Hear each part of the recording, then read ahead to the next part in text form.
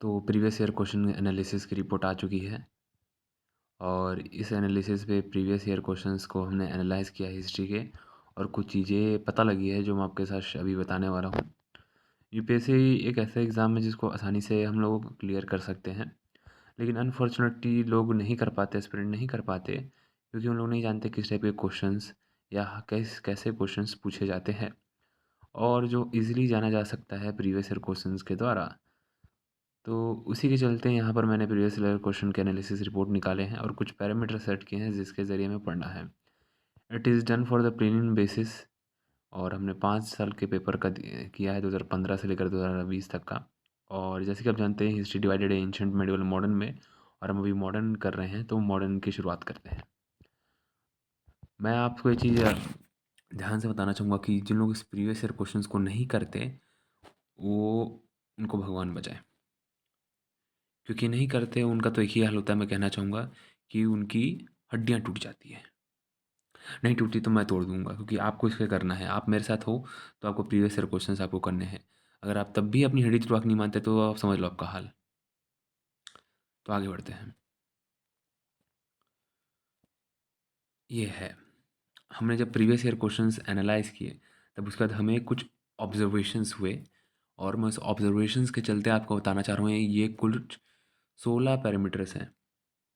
If you can see, ये कुछ 16 parameters हैं आपके, ठीक, जिस पे आप हमें वर्क करना है। पैरामीटर मतलब कि जैसे आप बुक पढ़े तो आपको कौन कौन सी चीज़ें, यानी कि जैसे कि रीज़न है यहाँ पर।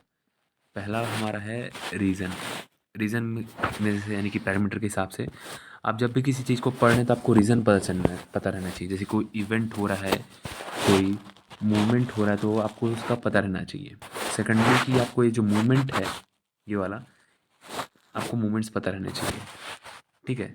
थर्ड है कि आपको सिलेबस का पता रहना चाहिए कि सिलेबस में क्या है, जैसे कि यहाँ पर मेंशन कर दिया है। उस हिसाब से आपको वुमेन के बारे में उसमें हमेशा देखते रहना है, मॉडर्न हिस्ट्री में और एंशंट और मिडिवल में भी, लेकिन मॉडर्न ज़्यादा इंपॉर्टेंट है, ठीक।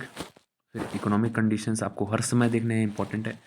बुक्स भी देखने हैं, एग्रीमेंट भी देखना है, एक्ट्स, मूवमेंट और ऑर्गेनाइजेशन, यानी कि कांग्रेस जैसे पार्टी थी, ब्रह्मो समाज, ये सब वगैरह में भी महात्मा गांधी के रोल भी देखने हैं। एजुकेशन इंस्टीट्यूट्स भी देखना है, एजुकेशन के लिए क्या किया गया है। कम्युनिटी भी देखनी है गई है, कौन कौन सी बनाई गई है। और सबसे इंपॉर्टेंट आपको करना है स्वॉट एनालिसिस। स्वॉट एनालिसिस बेसिकली वो एनालिसिस रहता है जिसमें आप देखते हो कि आपका स्ट्रेंथ क्या वीकनेस है। ये सब हम करने वाले हैं अभी, उसी के बेसिस पे आपको पढ़ाने वाले हैं। तो ये हमको करना है। इसमें जैसे कि कुछ चीज़ हैं आपको बताना चाहूँगा कि ये जो इसमें कुछ हैं, ये आपके जो रीजंस हैं, जब आप किसी भी चीज़ को पढ़ेंगे तो आपको हमेशा याद रखना होगा। जैसे कि रीज़न से पहले बता देता हूँ, पहले मूवमेंट है, सिलेबस इन्वॉल्वमेंट है, इकोनॉमिक कंडीशंस हैं और जैसे कि आपके और कौन कौन से हम्म, ये जो है, ये जो आप चार देख पा रहे हो, ये आपको पढ़ते वक्त ध्यान रखने हैं।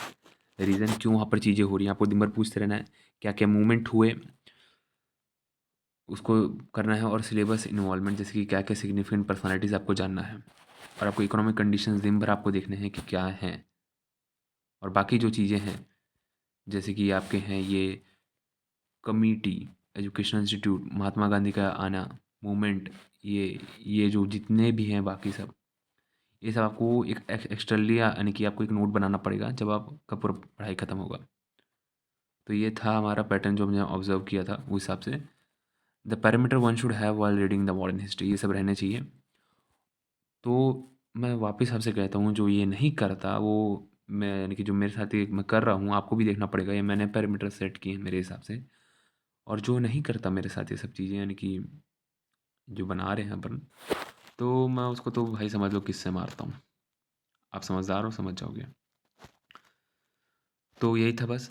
अगले वीडियो में हम देखेंगे जनरल ओवरव्यू ऑफ द ये हमारा है मॉडर्न हिस्ट्री, ऑल्सो नोन एज टाइमलाइन। तब तक के लिए बाय।